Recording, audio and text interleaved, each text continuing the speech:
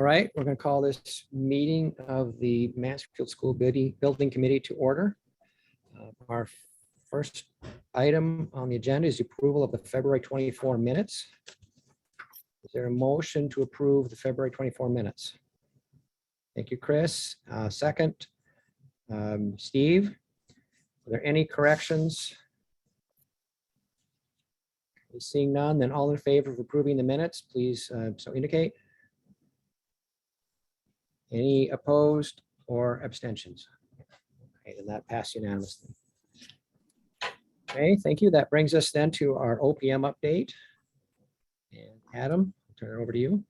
Thank you, Randy. Good evening, everyone. So for my part tonight, I'll just go over quickly general status overview, touch back on geothermal for that update, and then just give you a quick status update on the energy dashboard and educational display walls, just where we stand with those.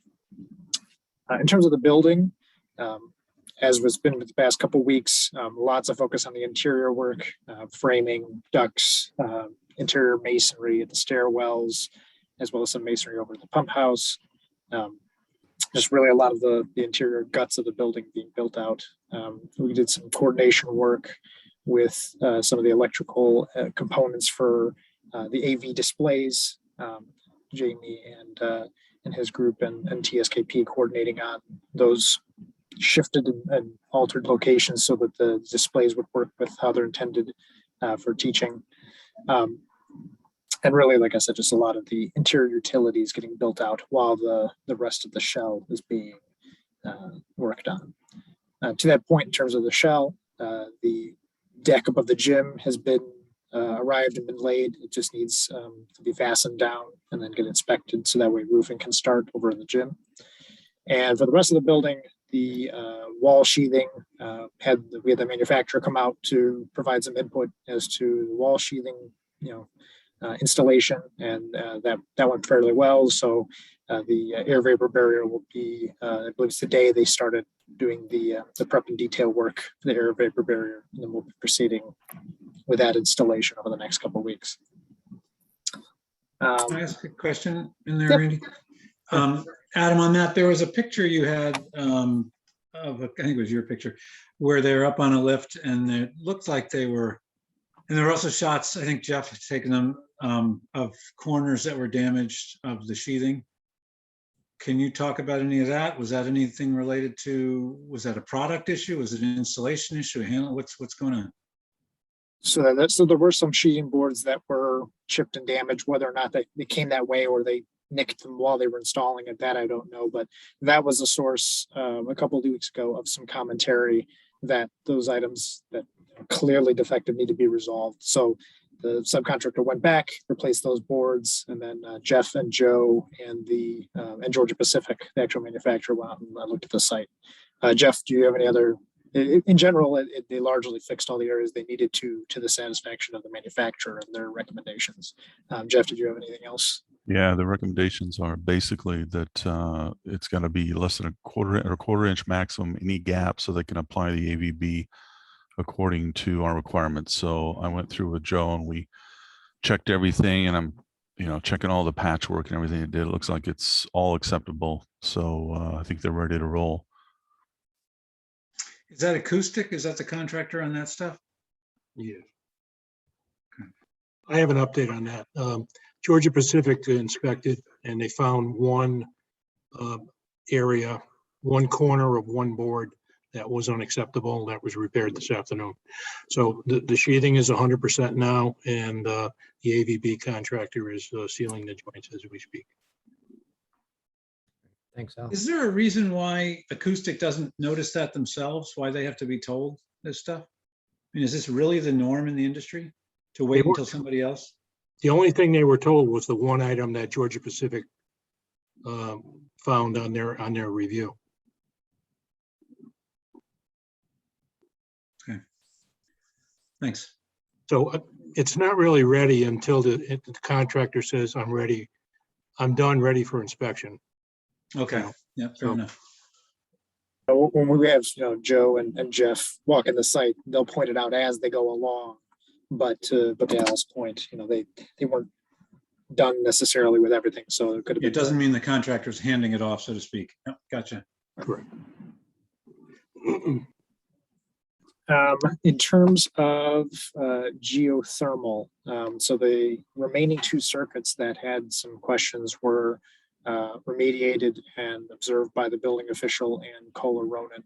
I haven't seen the reports, but my understanding is that they passed those inspections from KR and from the building official. We have not yet received the testing of the grout samples yet. So until we receive that, it's still sort of in abeyance. But there's positive forward progress moving with the resolution of those issues at the geothermal well fields. Anything on the building, just before I move on to the display walls and the dashboard? Any questions? Sure. The roof over the cafeteria is not in yet, right? Correct. Correct. And what's that? Is that yet another roofing material? I thought it was the standard, one of the standard ones. Are we waiting on the beams? That's the 90 mil EPDM, the same that goes over the gym. But the decking, is it put on yet? Oh, the decking is installed. Yeah. Oh, great. Okay. Yeah. So basically the entire school now has decking, at least decking over it. There is one section that is not decked. It's the very high roof area that has the glue lamb beams between like above the cafeteria. Okay, area. that's what I was talking about.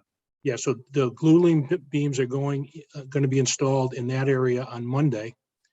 So I assume they'll start decking that on Tuesday of next week. And it's done on the high part of the main hallway upstairs? We have a section where the glue lambs are installed. The roof decking is sitting up there, but it's not installed. So We've got all the decking. We're no longer going to be slowed down by decking shortages. Is this true? we should be all set next week with decking. Great. Thanks, Al. It's nice to have you chuckle and say decking in the same sentence. Yeah. Anything else on building or site? Moving on to the display walls, we had a good. I have a question. There were some images of bent metal that didn't fit. There were some questions about some other structural problems in those. I didn't really understand what the problem was, but I haven't heard that they were resolved. Were you? There was a couple items. One of them was the bent plates at the edge of the roof, and then there were a couple of the vertical members that were sloped a bit, and there was one area of bent bolts that still needs to be resolved. Al, are those? What's the status of those items? I know they're working on the bent plate installation now, and I don't have an update on that one bolt that was damaged, but. Chris, I can't answer that. okay, Chris McNamara, question? I think maybe Tony might have been referring to those trestle tree supports that were not straight as well. That looked like they were already pretty set in there. What's going on with that?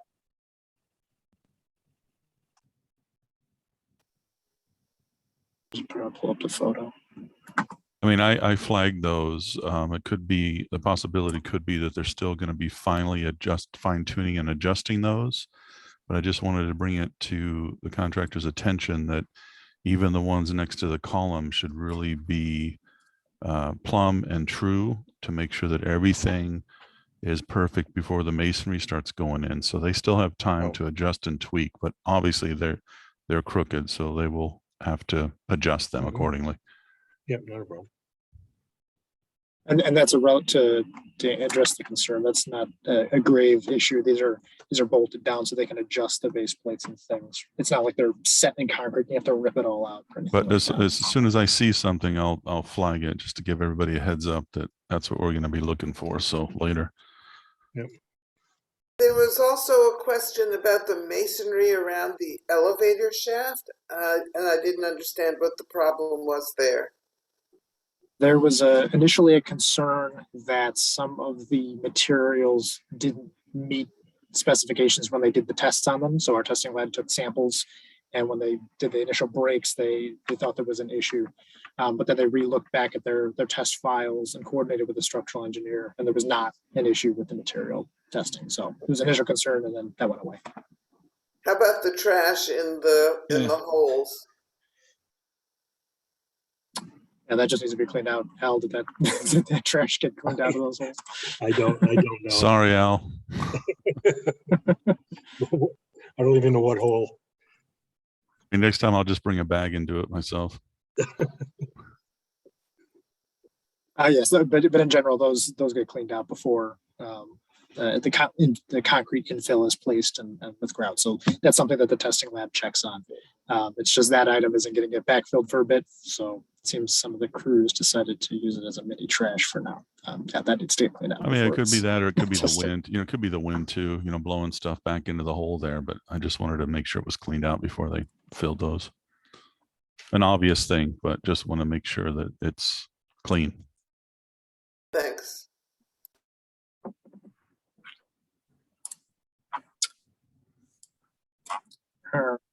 On the educational display walls, we had a pretty good meeting with Yugon and Tomomi from IKD with regard to those 3 mural walls that are intended to be more engaging with the students.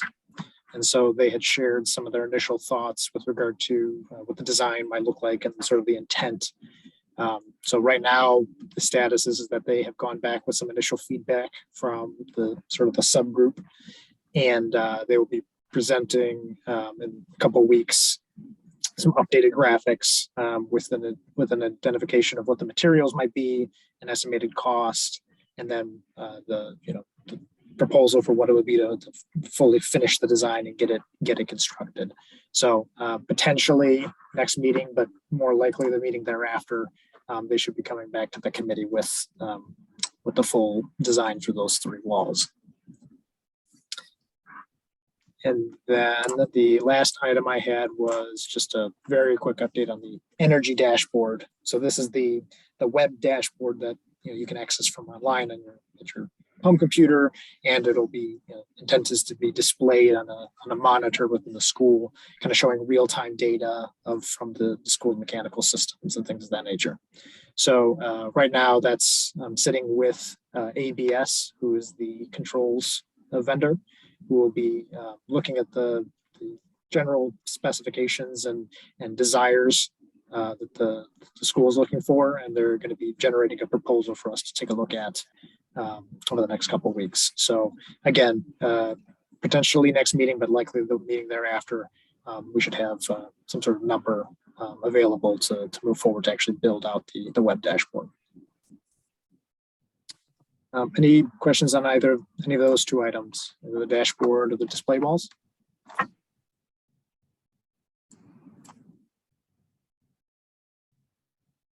Okay, I see no questions. Then Adam, does that conclude your report? That's it for me now. I'll come back for change orders and the other items later on. Okay. Then architects update, Jeff. Yeah, let me just share my screen. I just have a couple of things here. Let me know if you guys can see it.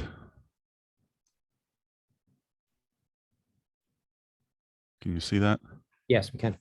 All right. So based on the last committee meeting we had, there was a comment, I believe it was Chris Kiefner had wanted us to look at maybe some additional screening for this neighbor at the southeast corner of the site.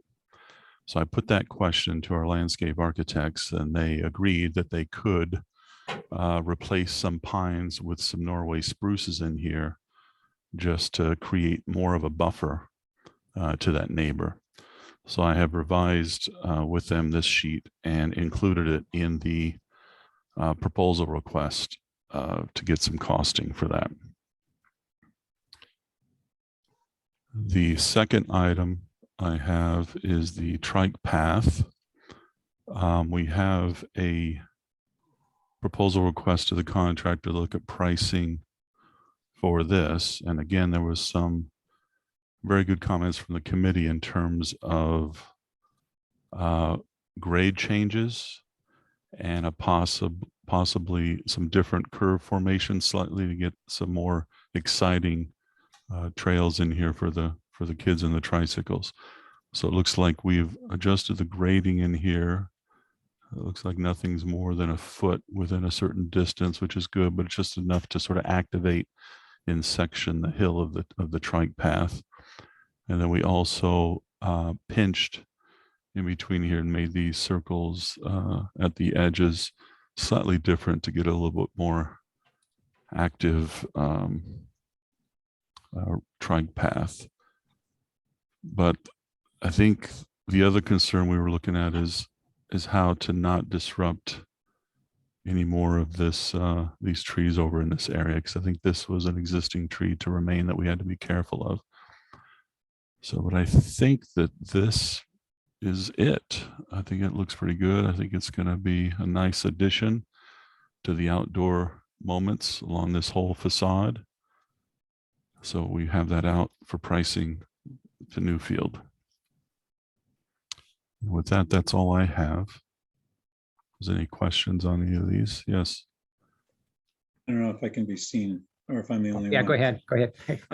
Jeff, I had mentioned at the last meeting, I'm delighted with the additional screening idea, but I had mentioned about trying to have an outdoor gathering area, not necessarily a classroom area. We'd gone on and talked about that a little bit. And that's to the right of there is where I envisioned, to the right of where your cursor is now.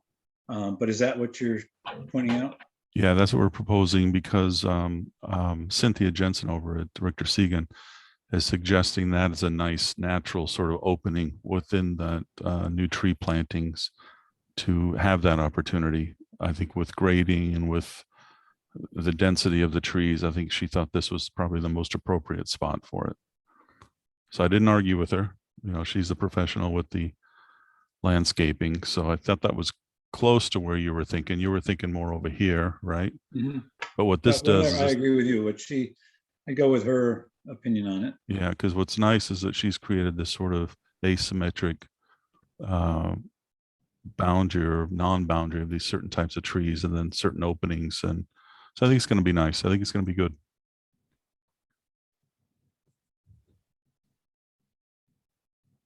Any other questions? Oh, go ahead, Chris McNamara.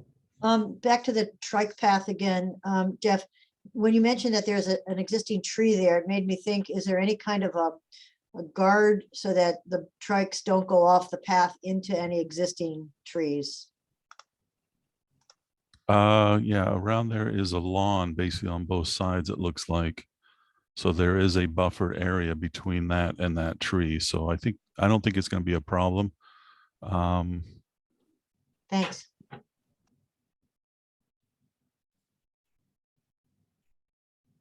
Okay, anything else for Jeff? Okay, of the people I can see, I don't see any questions. So, could you just comment on your recent travels through the building, what you've observed from your point of view? What are you seeing? What are you happy with? What are you concerned about? What are you looking to in the future? I'm always getting excited because, you know, as we do things in Revit and we work in drawings and writing specifications, and we're trying to pull this thing together, and we go through all the submittals, the shop drawings, the RFIs. It's just nice to start to see. Sometimes I'll show up early in the morning, I'll watch the sun come up and I can start to track the sun. And I think there's going to be some really nice moments, both expected and unexpected. That's going to happen. Are we going to be there at sunrise to see them? Well, no. It's just, you know, it's going to change through the seasons too. So I get excited about that because I started to see it coming together. The other thing is the craftsmanship seems to be there. There are a few things that we're addressing. We're knocking them out. So I think it's going to end up fine. I just need to make sure that any time I see something or catch it, that I put it in the report right away or go to the trailer and just tell them to heads up, look at this, because it's going to compound later into some other things. So that's why we caught things like the sheathing, just to make sure, because once the AVB goes on, then we don't want that wall out of plumb, because then the siding goes on everything else and then everything else gets slightly off. So as long as we get everything perfect and tight off the get-go, then everything else is going to be smooth sailing. So I'm a little bit sometimes overly concerned about that stuff, but I think it's feeling good. I think the space in the cafeteria is going to be nice. The gym is going to be perfect for the trestle tree. So I'm excited that this thing is finally coming together. The skylights in the library are there, and that's going to look beautiful. That the different types of skylights are going to introduce different kinds of light throughout the school. So I think all in all, it's going to be nice. I can't wait to get the glue lamps in the high roof area and get that canopy out front going at some point here soon. But we got to get it framed out. We got to get the sheetrock up. We got to get all the inside stuff done as well. So it's just, there's a lot going on. So, I just have to keep on my toes and everybody's toes and just make sure that we're not missing stuff. But it's coming together. Great, thanks. Okay, thanks, Jeff. Then we'll move on to Al. Okay. I'll share Your my report. screen. Can everyone see the aerial photos here? Yes, we can, Al, thanks. Okay. So what we're looking at here is the pump house. The mason's been out here and built the exterior walls. We do have the trusses on site, and they'll start being installed on Monday. I'm sorry, Tuesday. Monday, they're installing the glue lamps. Tuesday, they're going to come over here and put the roof on the roof trusses on the pump house. Also starting next week is the modular retaining wall that goes to the, I want to say the east of the pump house, comes around the site in this direction. So that's going to be starting on Monday. This is an aerial shot of area B, area C. You see the decking is now on the gym. And this is the decking that's over the library at the two-story section of C. So most of this is, it's pretty watertight right now. This is the high roof I was talking about earlier. So this gets infilled with the glue lamps. That will be done Monday. And then this decking gets spread out and attached. So that will be done mid next week. Most of the exterior sheathing, this is the sheathing that was repaired. And they've started with the AVB prep in this area on the other side. But this facade is the first that will get done with the AVB. Here's a nice aerial shot of the whole building. This is the A wing. This is the metal roof area. They've been working on fascias over here. They have to get those installed before they install the actual metal roofing. A lot of work is going on in C. They did get the shots and pins today, and they will start fastening that tomorrow. And we've scheduled the steel inspection for Monday late morning. So we should be able to start roofing here fairly soon, hopefully the middle of next week. You can see in this photo the geothermal field over here has been pretty much leveled out. The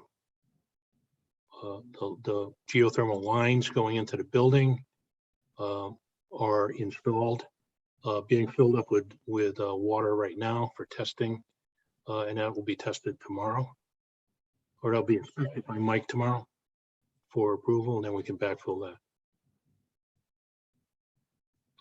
Another aerial shot of the building from the gym side. You see all the sheathing is done on this end. This will be all closed in next week, hopefully. So we're gradually getting all closed in. These are the skylights in the library that Jeff was talking about earlier. That's another close-up of the geothermal field. That's it for my aerial views. All right, inside, this is area A. This is the area that we just thawed out a couple of weeks ago. This is our second level of underground. This is being backfilled now. We have one more layer of sanitary that starts tomorrow. So by the end of next week, we should have this backfilled and start prepping for concrete slabs.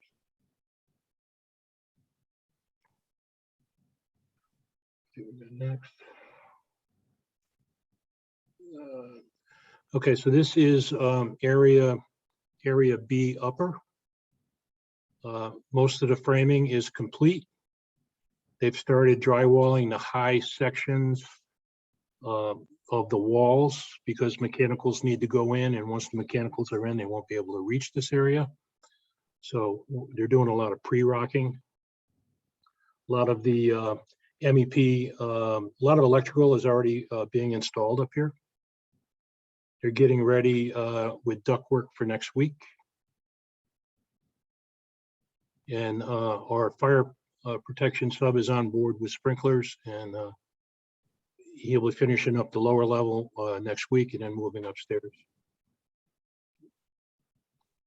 This is another shot of the drywall that they're doing upstairs. Sorry, it's taking so long to load.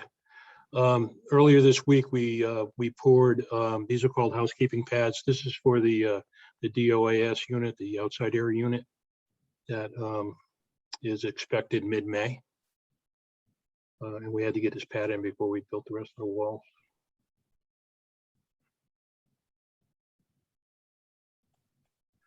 This is stair 1. It's going in now. It should be complete next week. And hopefully it'll be complete and poured, the pans poured prior to our site visit. So we'll be able to get up and down like people.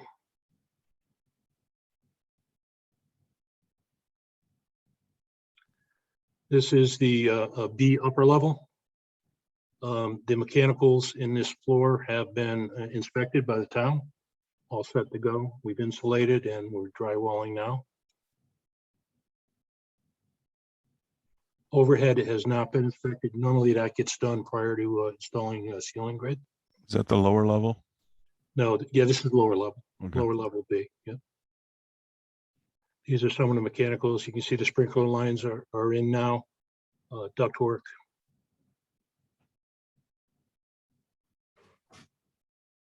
This is one of the green bathrooms. They've started drywalling this. Once this is done, it allows us to get started on tile and all that other stuff. Blocking is all set on this floor. That's it for photos. I just wanted to Al, give, before you go on, just one of the very first pictures you showed of A, you mentioned there's a second level of sanitary up there. What? Can you just explain that? There's already, you can see the white pipes. I thought those were the sink lines, or is that the roof? What's happening there? these are probably storm lines. Mm-hmm. And then they have another layer of sanitary lines, which you pick up your toilets, your sinks and all that. And those would go in next. And then that would get backfilled, and then another layer of electric goes in.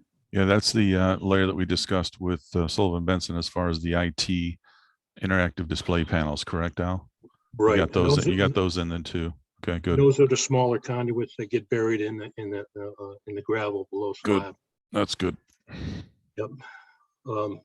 Yeah, so it's going very well. We actually had them work on Saturday to finish this plumbing level here, so Monday we could get it inspected and backfilled. So it's going actually pretty well for what we had to do here. So slab would be in a couple of weeks in that area? Yeah, probably the week after next we'll have slab in this area. Right. And then we'd have to let the slab set. I think we have it scheduled for Friday, so we'll let it set, over the weekend with no disturbance. And then probably Tuesday, we'd start getting in there, laying out walls. Make sure that we get those IT conduits in there for Jamie's balance box display panel things. I don't want to forget that. I'm gonna get that in there.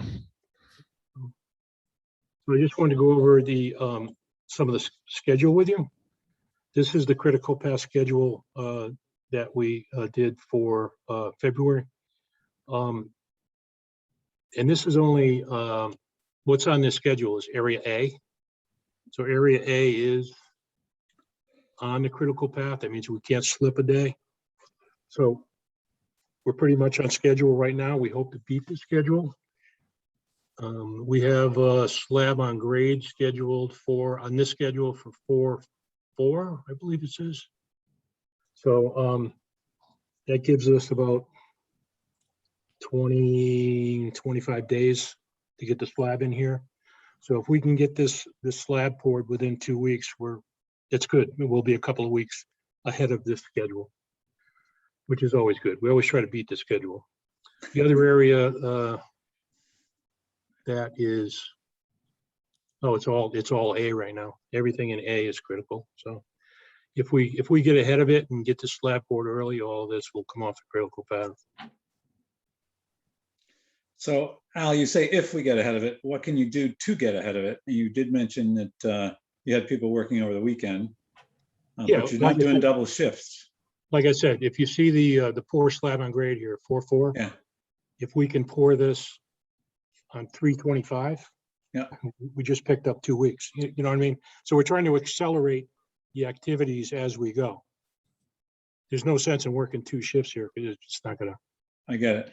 Yeah, So you say if we can get it poured, what would keep you from getting it poured with the sooner scenario? That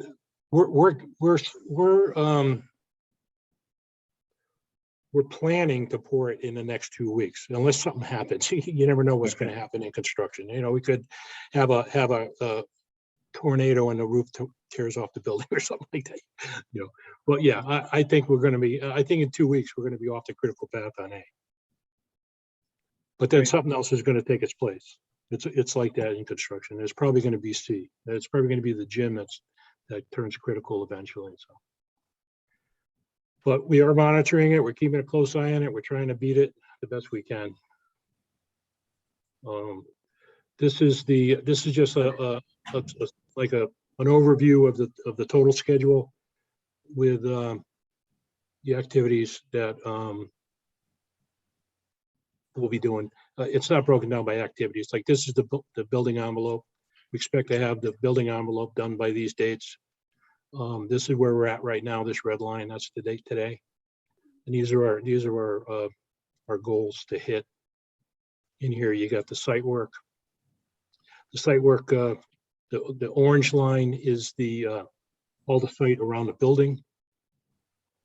The yellow line is that's the summer work. That's when the kids are out of school. We're doing the bus loop, and we're doing the demo and abatement of the existing building.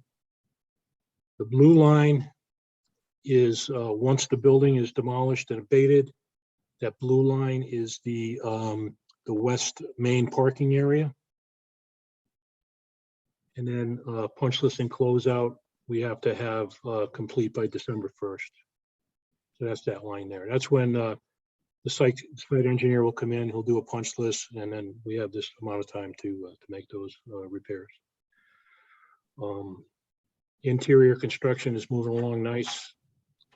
So it's just like an overview of where our schedule is at right now. Chris McNamara, you have a question? Hey, Al, you mentioned you never know in construction, the roof could flip off. It just made me think about the storm planned for this weekend with 50-mile-an-hour winds. You got some things still in a little bit of a loose condition. How are you going to get those secured for that storm? We've had the site secured for a while now because we had 50-mile-an-hour winds over last weekend, and earlier this week it was very windy up there. I thought our trailer was going to flip over, but no, we seem to be all set as far as putting down for any winds. Steve? So on that top site work list, the light blue main parking lot, looks like we won't have that until the end of September. Can we function without a parking lot? Like, will there be places for staff and all that to leave their cars, like in that overflow parking, or how do we work around that? Yes, we will have parking along I want to say the north side of that main parking lot, we will have that one lane done. It becomes the bus loop, and it has a row of parking there. So we did meet with Adam, and we talked to the town planning and zoning, and we got the required number of parking spots that we're going to need for school to open in September. We have those spaces, not a problem. When we're finished, we have more than enough spaces. We have like 3 times the amount of required spaces on this site. But yeah, we're all set for school to open with the number of the parking spaces we're going to have. And we will have an overflow in our construction site. We actually have parking for about 30 cars once the school gets out. So Thank this is Adam. thank you very much. Just to expound on that, so the site elements are something that it's part and parcel to the success of the building. So you can't open a building if there's aren't key required site elements done. You think about fire access, you think about egress, the parking is part of it, etc. So all of that gets coordinated from Newfield with the town engineer, like Al mentioned, planning and zoning, etc., before they can get the building official to give them the certificate of occupancy. And all that gets reviewed in advance and submitted as part of the application to get the certificate of occupancy. So in short, the town won't let the building open if it doesn't have all the required site elements and safety elements necessary for the building.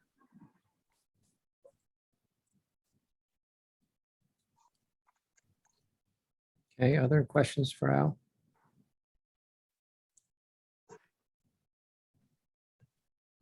Go ahead, Chris. There we go.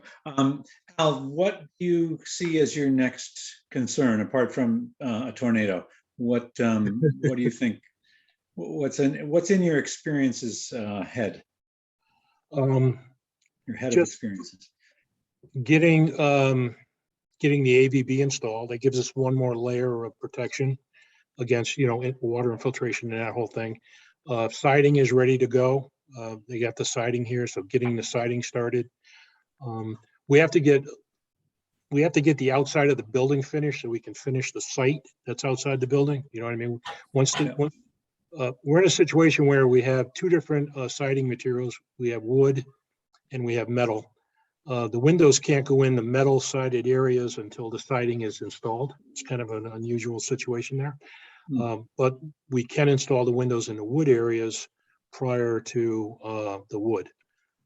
We can do that either or. So they're chomping at the bit to get going on siding. Once we get the air barrier installed and ready to go, they'll be putting up they have another layer of it's a 3-inch insulated panel that they put on top of the AVB, and then they have a waterproofing membrane that goes on top of that. So there's quite a bit of work on the outside, but it'll go quickly. And then the zinc siding, metal siding will go on top of that. So that's our next critical area, so we can finish the site, because we're coming into spring, and it's a chance to get a lot of the site work done around the building. We still have some drainage to finish up, and we have the force main we have to install, get that out of the building ready for our summer work. So it's like all areas are critical right now. It's like we gotta focus on every area and be working on each area simultaneously. We can't let one area slack. It's a tough schedule. It always has been a tough schedule. It hasn't gotten any better. So again, any procurement delays, we're good right now. We know when most of the materials coming, so it's not an issue at this point. But if they told us it's going to come in mid-May and then they tell us it's going to come in mid-June, then we have to deal with it as it occurs. Okay. Thanks. All right. Thank you then, Al. Hey, can I All right. jump in quick? Oh, yes, go Hey, ahead. hey, Al, Yes. would you send me those photos now so I can use them tonight? Yeah, the aerial photos. Yeah, thank you. Appreciate it. I tried to take screenshots of them, but I didn't save them right. Oh, okay. I'll send it to you right now. It's like one file that is on a loop. It's a PDF. That's great. Thank you. I'll send it to you now. Hey, Those are in Procore as well, too, right? Wow. No, these are not in Procore. all right. These are ones I let's, just put together. move on then with our agenda to talk about the PCOs and procurement review. Yes. So there are a number of items in this section to go over. We've got 5 PCOs, 3 of which I had sent a little earlier today. Apologies for the late notice on those. We had a meeting and some of them became available as of this morning. So I wanted to send them to the committee in order to provide an opportunity to approve them if the committee is ready. So 5 PCOs, which we'll go through. There are 2 purchase order updates from the IT packages to discuss. And then we have potential awards for some testing, blower door testing, and then fog testing, which I'll go through in a bit. So let me share my screen and we can go through the PCOs.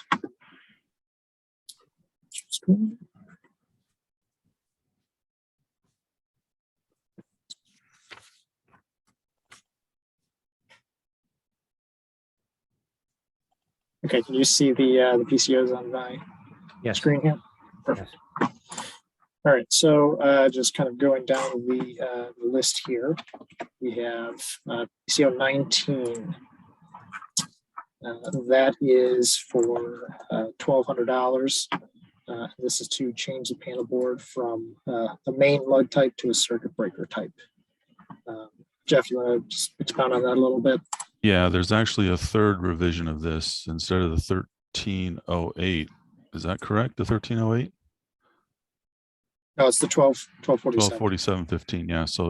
So part of the process is going back and forth and double checking, triple checking all the numbers, and then sending it to my consultants and getting feedback. So working with Newfield to keep the prices as low as we can. So this started out as double that. So we got it down, to where it's I'm reasonable. sorry, I'm confused because this one shows window blocking, but you were talking about something else.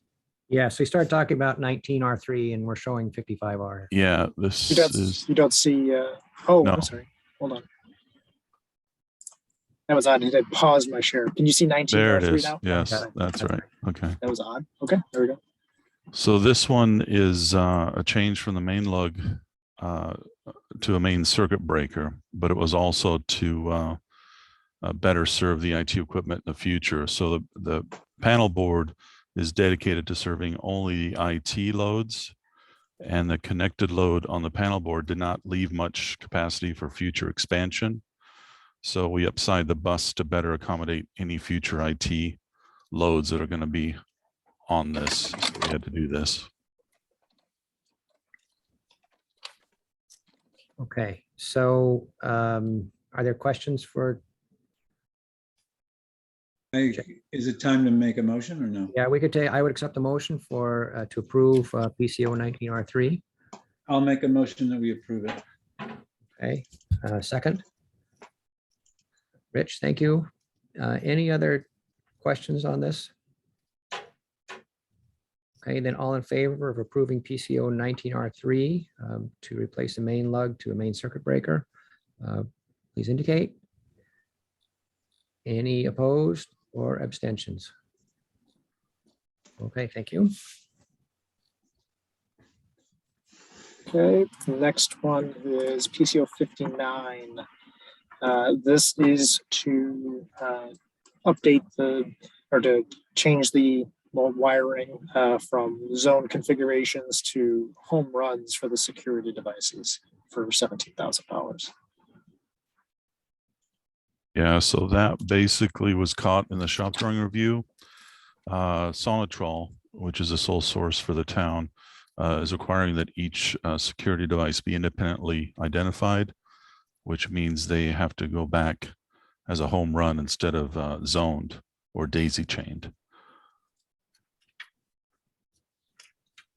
So I'm going to ask my standard question, and I'm going to call it a mistake, but maybe we just be nice and call it an oversight. Whose oversight was this? Was it Sonatrol not telling Kohler Ronan? Where is the problem in this, that somebody can just give us a bill for $17,000 to make things the way they were supposed to be from the beginning?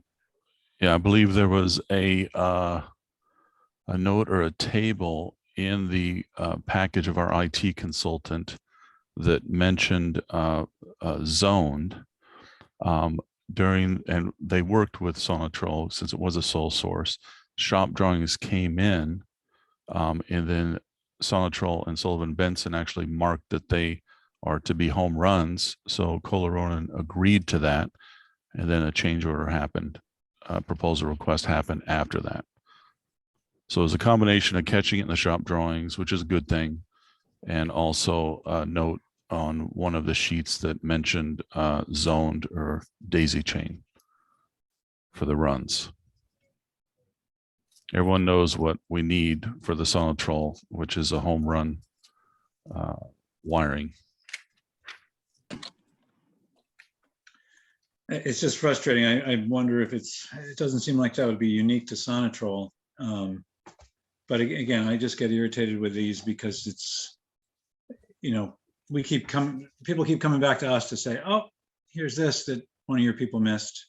Oh, here's this one of your people missed. And I know another line in here. If Richard were here today, he'd have another calm explanation for it. But just that it's just amazing to me that this kind of stuff is the norm and is okay.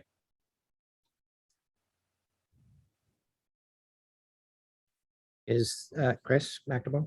I move that we vote on this to approve this. Approve. So the motion is to approve PCO 059. Thank you, Chris. Is there a second? Kathy, thank you. All in favor of approving PCO 059, please indicate.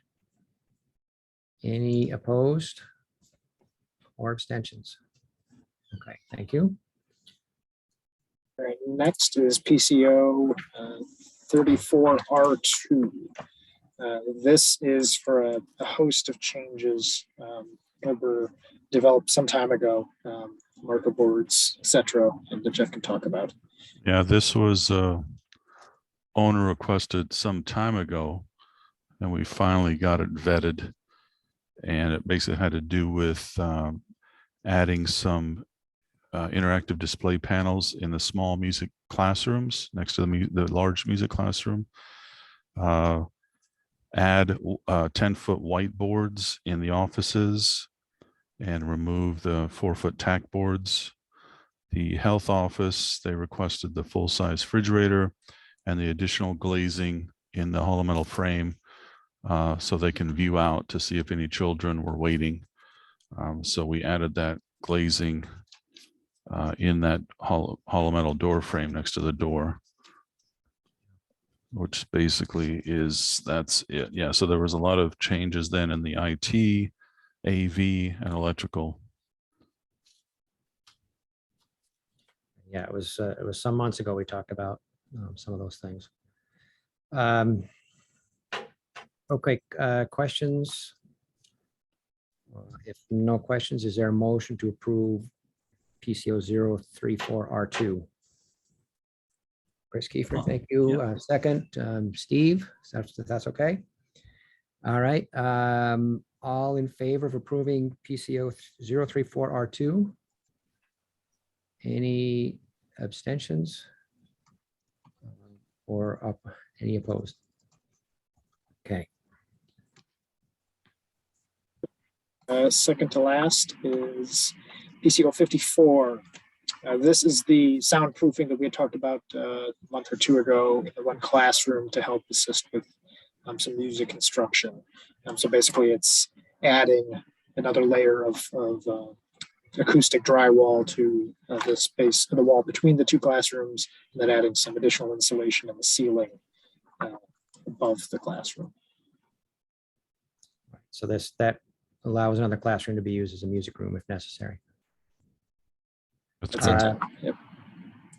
Okay, any other comments, Jeff, that you want to say about this? No, I think it looks good. It's going to increase the flexibility of that classroom so that they can use it for either. All right, is there a motion? If I may Jeff? just Chris, go ahead. just mention that this is the second expense related to this. The first one was to pay, I think it was 3,000, or maybe it was more, maybe it was less, but anyway, in the neighborhood of $3,000 for a consultant to tell us how to put this stuff in. And now we've got to do this one. And I, again, feel like, and Kelly had said, we talked about this. Richard, I think, said we had talked about this, but it didn't somehow get into the plan and into the bid. So I approve of this, but I just find it frustrating that, again, we get the bill every time. I know we're getting another room we can use more freely, but this is not the only cost relative to this change. Chris McNamara.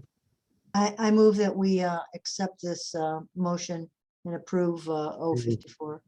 Okay, we have a motion to approve 055. Okay, 54. Okay, Rich, second. All in favor of approving PCO 54? Please indicate. Any opposed or abstentions? Okay, Last PCO 55 are, this is for a revision to window blocking beneath hills of some windows. Jeff, you want to talk a bit about it?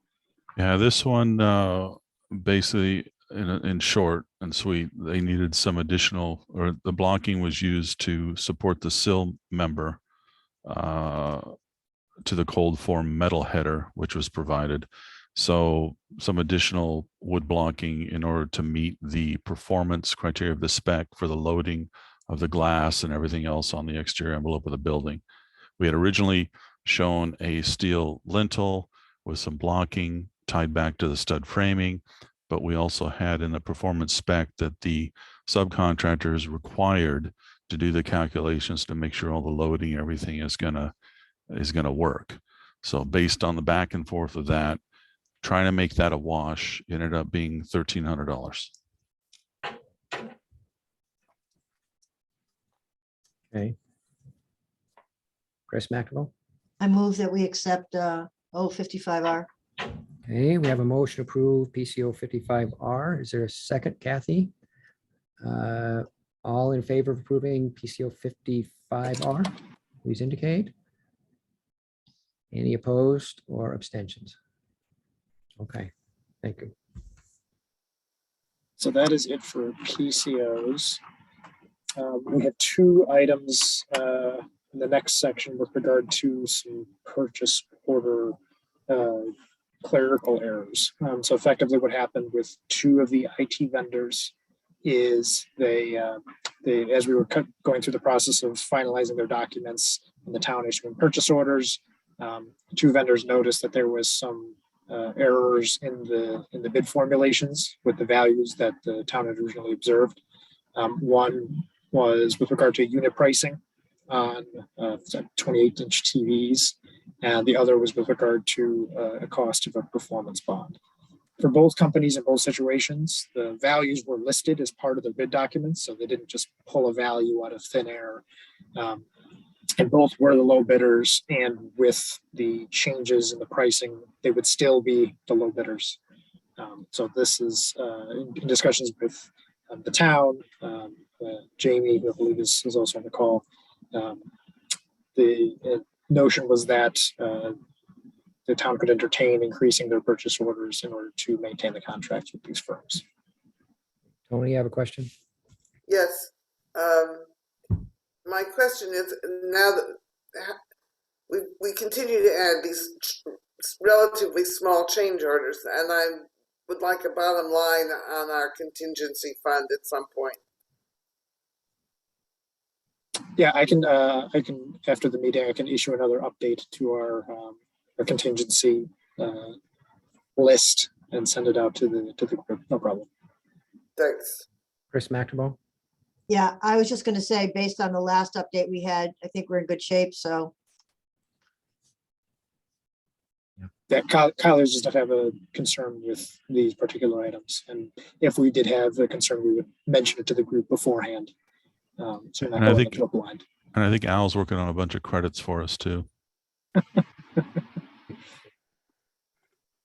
So does everybody understand what happened here with these items? So all their bid documents had the correct prices, but when I guess it was just in the summary that they made a clerical error, basically.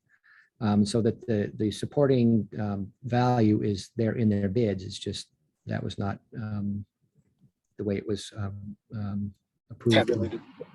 Yeah, tabulated. So, and again, they're still the low bidders, and they're still below the next higher bid, even if we correct these items. So is there a motion then to increase the purchase order 2200? I'll move we approve it, but I would also like to hear just Jamie's general response. He's been here this whole time, and I'd love to hear what he has to say about it. Sure. I wanted to make sure I was available in case there were questions, but I do think Randy's summary is the correct way to put it, in that the way the bids worked on their summary forms, they each case a different clerical error. They made a clerical error in how they listed it on the summary forms. When we went through all of the bid documents and they explained it, we could see where the cost came from and that it was not something that was malicious. It was a clerical error in the summary. And as has been noted, they still are by far the lowest bidders, and still would be the clearly lowest price for us. I was just going to add, Adam reached out to me, explained the situation, and because it's clear what their intent was, I think in keeping with, the spirit of what's right, because they're the low bidder, I don't see an issue with this. Okay, so then we would need a motion to approve an increase in purchase order 22002897 for Gov Connection for total purchase order of 85,000. Sorry, an increase of $11,275.29 for total purchase order of $85,487.58. Okay, So that and would I be the move first one. that we do that. Okay, thank you, Chris. Is there a second? Mary, all in favor of approving that motion, please indicate. Any opposed or abstentions? Okay, and then the second one is to increase the purchase order 22002808 for Atlantic. Increase it by $6,360 for a total purchase of $234,917.63. So that's the second one. Is someone make that motion? I'll move we approve Chris, that. second. Mary, again, thank you. Then all in favor, please indicate. Any opposed or abstentions? Okay. All right, so that concludes that portion of it. And then the remaining sections are for some proposals for additional testing. The first one is for a blower door test. So basically what this is they put positive pressure on the completed envelope of the building, and it provides a value for air leakage, and that helps to confirm part of the performance of the building insofar as your efficiency and whatnot to meet our net zero goals. So that is one set of proposals that is for that, and we should elect, the committee should elect some proposal for that portion of it. There's also proposals for what's called fog testing. This isn't necessarily required, but it's something that we're recommending be entertained. What the fog testing does is, after the contractor completes his various portions of the envelope, so the air and vapor barrier, windows, etc., the testing agency would come out with almost looks like a wand, and it has pressurized fog, and the intent is to push air through the portions of the building while it's still being built. So you don't get to the end of the construction period and then find out, oops, they forgot to lap something correctly. And then there's a lot of rework and a lot of time. So the intent with the fog testing is to be more proactive and help ensure that what's being installed in its individual steps is being done correctly. Again, so we don't get to the end and then find out there's an issue. Okay, Tony and then Chris McNamara. I thought this was all in the original plan. I mean, I remember hearing as the builders were competing for things that they were going to do this kind of testing. I'm surprised to see it added as an additional. In fact, I was kind of wondering, are we just approving a contract or have we already allocated money for this?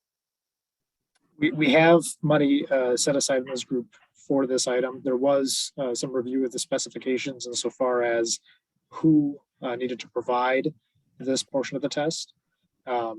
There's still some discussion with regard to an additional blower door test. However, one of the Division 1 specifications that involves the commissioning agent says that the owner should provide it as well. So this is to satisfy that first portion of the specifications, and that's what our commissioning agent will look at in order to confirm that the building is performed as intended. But to your memory, we have had some discussions over the past couple of weeks with regard to who owes what based on the contract documents. So is this a surprise to the building committee, or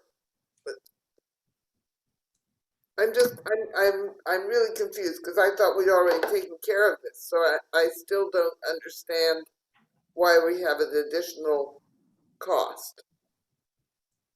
The team didn't think that this would have been a cost. However, reading the specs additionally, this is something that is listed. This is a test that the owner was to provide to satisfy one of the conditions. So we're now.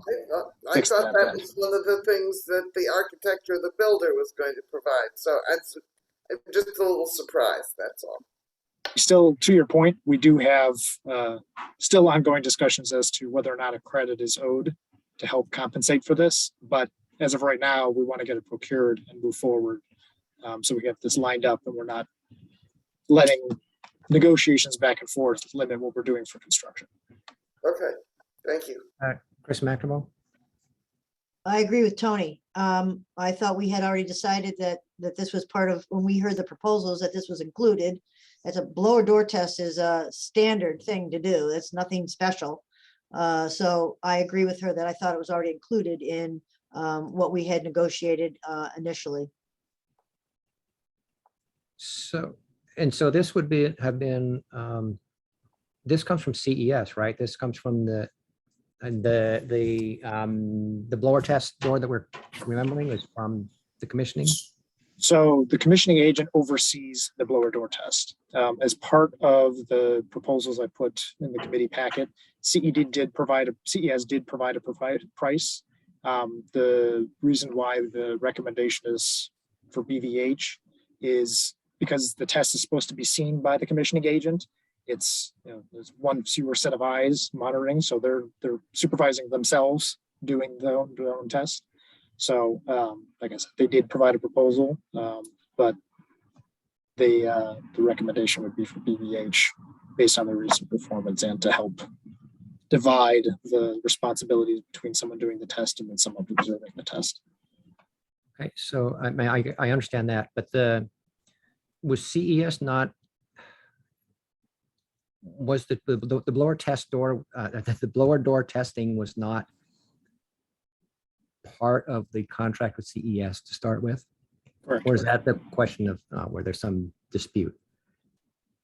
No, that was not part of CES's proposal. The question was what later part of the specifications as to who's responsible for retaining a testing agency to do it. And it's part of one set of specifications that's still under discussion.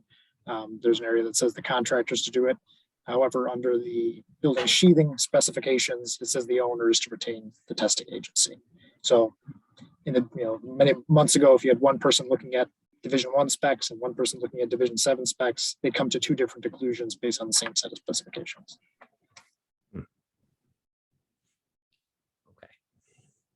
Okay. I mean that. Okay, go ahead, Steve. I think we've brought this up as a committee multiple times. I know that I brought it up at the last meeting.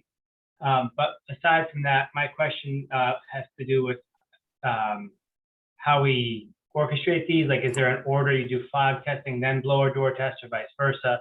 And how does this fit in with the construction schedule? I think this is one of the most critical things we can do. So I'm all in favor of doing it. I'm just like a little bit more information about how it gets administered. So the fog testing would occur in the next week or two, would be the first iteration.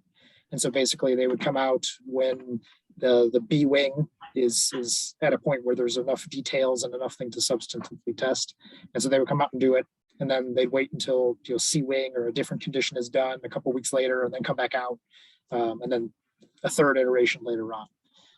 So all of that would be done while construction's ongoing. And then at the end, then you would do your blower door test. So fog testing helps prevent a failed blower door test at the end when it's, I won't say too late, but much later to try to fix it and figure out what happened. And the fog testing is $4,800 per day. So in our recommended proposal from BVH, fog testing is $3,000 per day. Okay, I mean, well, clearly a tight building is really critical for net zero. So the recommendation then from Colliers is to go with BVH to, it's almost to avoid a conflict of interest with the commissioning agent.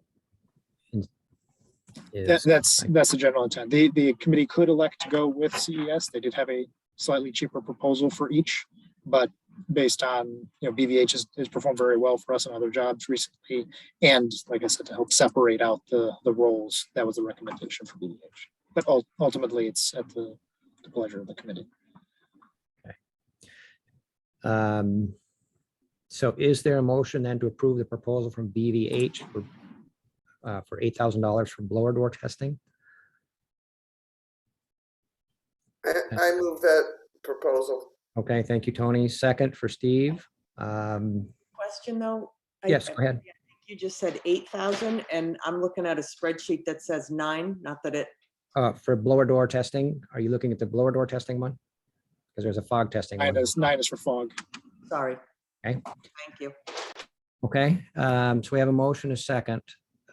Any other questions?